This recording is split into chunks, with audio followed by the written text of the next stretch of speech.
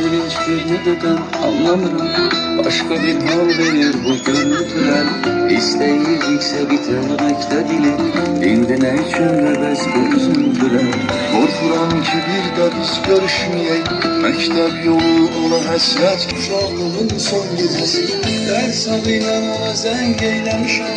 Hələ candan o qədər tərləmişəm. Mən onun eşqi ilə mendiliyim. Cədvəlin bircə bir əzbərləmişəm. Orta yoldaşımdı yoxdur xəbərim. 11 il verdim rəy olmaq üçün. Neçə gün qorxumu toplamışam. Ona bir dəstə çiçək olmaq üçün. Uşaqlıq bitdi, o gözəl günlərimiz getdi.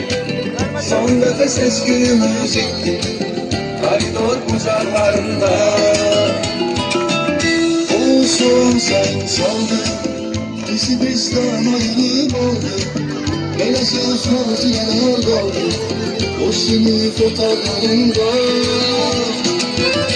Olsun sən saldın, bizi bizdən ayrılıb aldı.